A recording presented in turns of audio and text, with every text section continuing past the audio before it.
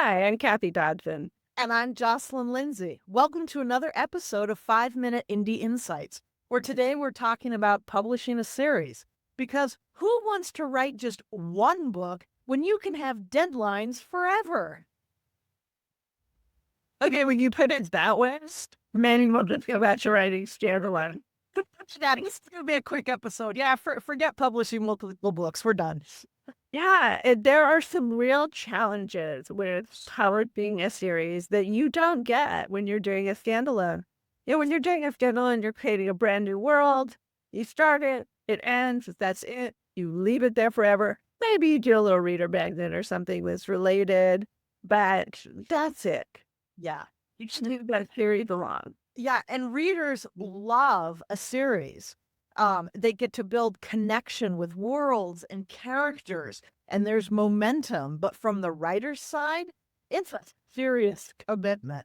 You have to plan ahead, and it's not just helpful to plan ahead; it's survival. It absolutely is. And we talked before about there's two kinds of series. One where it's a series of standalones and one that's a connected series. But every time, no matter what, they have all these things in common. Your world has to stay the same. Your characters have to stay the same. And then you have to be able to carry that through from one novel to another. I made this huge mistake that I didn't know about for 2 years. And when I first published To Kill at Midnight, my first novel, I called the protagonist's mom Clarissa. And then the rest of the books, I called her Clarice. I had no idea, and I would have gone to my grave not knowing this until I decided we have this really great proofreader. In fact, she's already done one of our episodes. But I eventually had her go back and proof that first novel, which was the only one of mine she hadn't proofed. And she's right. By the way, you called the mom this in the first book, and all the other books you called her this. And I was just, so I went back and changed it. But there are copies out there with the wrong name. I mean, that's just so ridiculous. And it's, so there's things like that come up where you really want to have a story Bible, and we can talk about that. But so it's so much work. Oh my God. And I'm writing a series it's 5 books. It'll be 5 books at the end, and it's basically one 3,000-page book. As it just keeps rolling along. There's closures for the question or the moment of that book, but it just keeps rolling and escalating as the series goes on.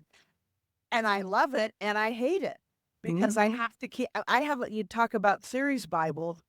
I'm constantly updating my series Bible. And my series Bible at this point is over 400 pages long. Why don't you start by telling everyone what a series Bible is? So a series Bible is like for people who've played like RPGs or D&D, it's like the player's handbook or the dungeon master's guide. It's a reference book that lists all your characters. How does your magic system work? What does this world look like? Where are the places in the world?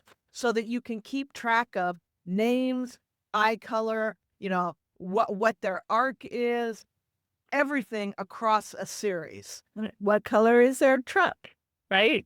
Exactly. Or what kind of truck do they have? So because as you keep rolling along and adding more and more books to this, the world gets bigger and bigger. And I have to go in and update mine all the time. And I have to go back and check. I had a similar situation to you with the character name. I referenced a character in book 1 once.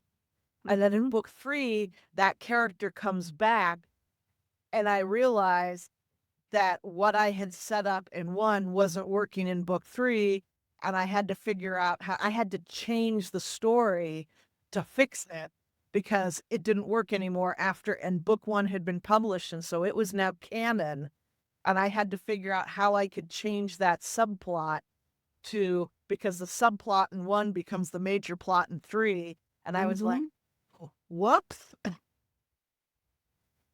Absolutely. And So I went along without a series Bible, and now I'm having to create it at book 4, which is a humongous nightmare. Yeah.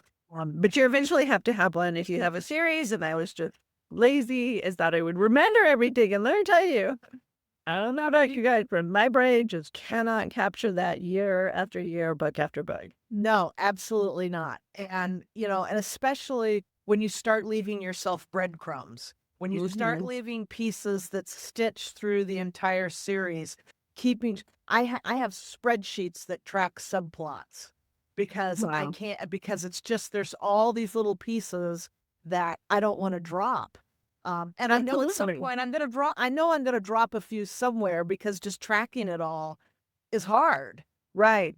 And for me, it's almost the opposite where I have each book is its own mystery, but there is a through mystery on the whole thing. So I have to make sure I'm feeding that into every single book, right? Exactly. So So that if you read the whole series, you're getting you're following that trail of the big mystery, and it's in every book in a way that people who have never read the book can understand it.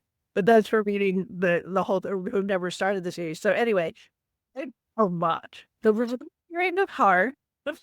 and we haven't even talked about what it is to publish a series. I mean, Right. that should be another episode because there's the writing and the tracking it, and then there's the scheduling and the timing of publishing a series. So Right. it is a fate of heart.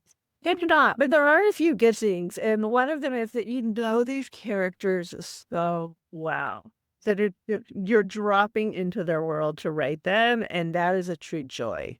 Yeah, yeah. And I Oh, think it's especially a true joy for us at our stage. Now, if we've written 40 books about the same character, maybe it's not a true joy anymore for the author who has to keep creating the same world right. over and over and over again. I mean, there's lots of we know lots of famous examples of where it stops being a true joy. Yeah, So we did. I'm not going that far. no, I'm not going to go that far either. Yeah. So, yeah, I think there's a lot to think about when it comes to us running, writing and publishing a series. So, Right, and start your series Bible. That was the number one piece of advice.